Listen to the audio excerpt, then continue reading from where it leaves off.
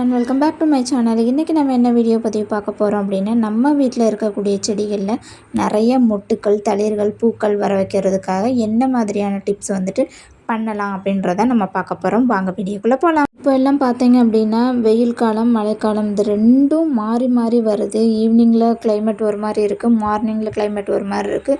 So இந்த டைமில் நம்ம செடிகளை எந்த அளவுக்கு பராமரிக்கணும், எந்த அளவுக்கு பாதுகாக்கணும் அப்படின்றதையும் நம்ம பார்க்கலாம்.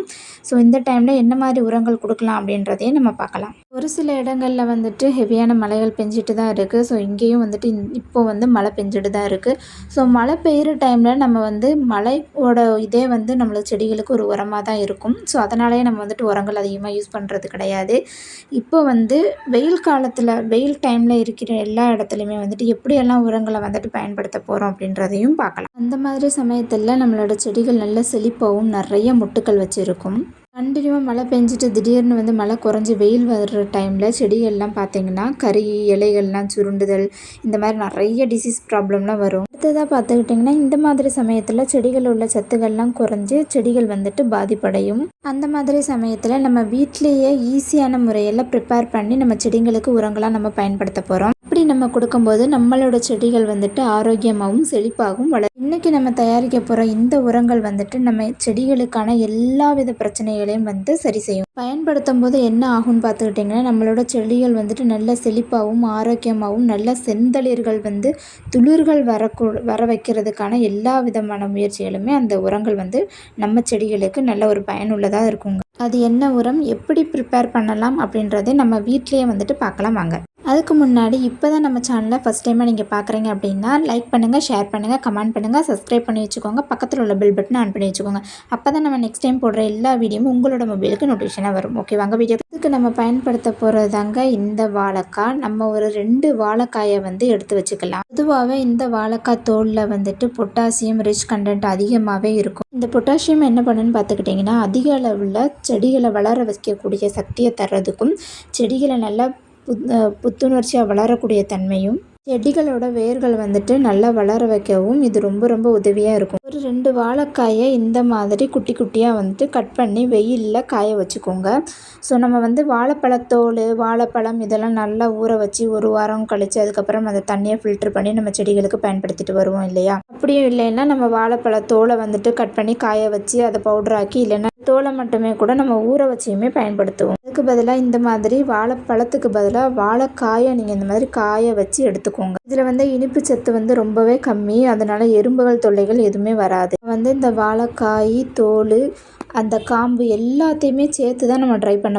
இதை நல்லா குட்டி குட்டியாக நல்லா கட் பண்ணி வெயிலில் 1 வாரத்துக்கு நீங்கள் நல்லா காய வச்சு எடுத்துக்கோங்க. 1 வாரம் அதை நல்லா காஞ்சதுக்கப்புறம் நம்ம செடிகளுக்கு பயன்படுத்துகிற மெத்தடில் நம்ம யூஸ் பண்ணிக்கலாம். அது எப்படி காஞ்சது அப்படின்னு உங்களுக்கு தெரிஞ்சுக்கணுன்னா, நீங்கள் 1 வாரத்துக்கு அப்புறமா அதை நல்லா கையில் போட்டு நல்லா அமுக்கி பாருங்கள். அது ரொம்ப கடினமாக இருக்கும். நீங்கள் உடச்சி பார்த்தாலே அது ஒரு சத்தம் வரும். அந்த சத்தம் வந்தாலே அது காஞ்சிட்டு அப்படின்னு. ரவுண்ட் ஷேப்பில் கட் பண்ணுறதுனால 1 வாரம் கூட நம்ம காய வைக்கலாம். ஆனால் குட்டி குட்டியாக நீங்கள் காய வச்சிங்க அப்படின்னா 2-3 நாளுக்குள்ளேயே அது ரெடி ஆகிடும். நம்ம கையால் உடைக்கும் போதே அது மாவு மாதிரி வரும். அந்த டைமில் நம்ம என்ன பண்ணணும், நல்லா மிக்சியை நல்லா ஈரம் இல்லாத மிக்சியை எடுத்துட்டு நல்லா பவுட்ரு பண்ணி அரைச்சி எடுத்துக்கோங்க. நல்லா காய வச்சு அரைச்சி எடுத்திங்கன்னா இந்த பவுட்ரு மாதிரி தான் உங்களுக்கு அது வரும். நம்ம கடையில் வாங்குகிற NPK உரங்களை பதிலாக இந்த உரங்களை நம்ம நேச்சுரலாகவே செஞ்சு பயன்படுத்தலாம். NPK ஃபெர்டிலைசரும் இந்த பவுடரும் ஈக்குவலாக தான் இருக்கும். வாரத்துக்கு 1 முறை 1 ஸ்பூன் வீதம் நம்ம செடிகளுக்கு பயன்படுத்திட்டு வந்தாலே இது நேச்சுரல் ஒரு ஹெர்பல் ஒரு பொடிங்க. ஸோ நம்ம செடிகளில் பூச்சி தாக்குதல் ஏதாவது பிரச்சனைகள் இருந்தது அப்படின்னா கண்டிப்பாக சரி செய்யும். செடிகள் ரொம்ப ஆரோக்கியமாகவும் பூக்கள் ரொம்ப பெருசாக வைக்கவும் இது ரொம்ப உதவியாக இருக்குங்க. நீங்கள் 2 அல்லது 3 ஸ்பூன் கூட இதை பயன்படுத்தலாம். பயன்படுத்திட்டு நல்லா தேவையான அளவுக்கு தண்ணீரை செடிகளுக்கு ஊற்றி கொடுக்கணும். முடிஞ்ச அளவுக்கு நீங்கள் மார்னிங் கொடுங்க, இல்லை அப்படின்னா ஈவினிங் கொடுங்க. அது ஈவினிங் நீங்கள் கொடுத்தாலும் மார்னிங் கொடுத்தாலும் நம்ம பொடிகளை பயன்படுத்தினதுக்கு அப்புறமா கண்டிப்பாக கட்டாயமாக எந்த உரம் பயன்படுத்தினாலும் தண்ணி நிறையவே கொடுங்க. நீங்கள் ஒரே வாரம் கொடுத்தாலுமே செடிகள் ரொம்ப அற்புதமாக செம்மையாக வளர உதவி செய்யும். நிறைய துளிர்கள் கொடுக்கணும் அப்படின்னா நீங்கள் இதை பயன்படுத்தி பாருங்கள். நீங்களே பாருங்கள், இந்த செடிகளுக்கெல்லாம் நான் பயன்படுத்தினதுக்கப்புறமா தான் உங்களுக்கு நான் ரிசல்ட்டையே காட்டுறேன். ஸோ நிறைய துளிர்கள் இது வச்சுருக்கு. ஸோ உங்களாலே அதை பார்க்க முடியும். நான் இந்த உரங்களெல்லாம் அடிக்கடி பயன்படுத்துறதுனால தான் அதோட ரிசல்ட் வந்ததுக்கப்புறமா தான் உங்கள்கிட்ட நாங்கள் அதை ஷேர் பண்ணவே செய்கிறோம். இதை ரோஜா செடிகளுக்கு மட்டும்தான் பயன்படுத்தணும் அப்படின்னு கேட்டிங்கன்னா கிடையாது. எல்லா விதமான செடிகளுக்குமே தாராளமாக பயன்படுத்தலாம்.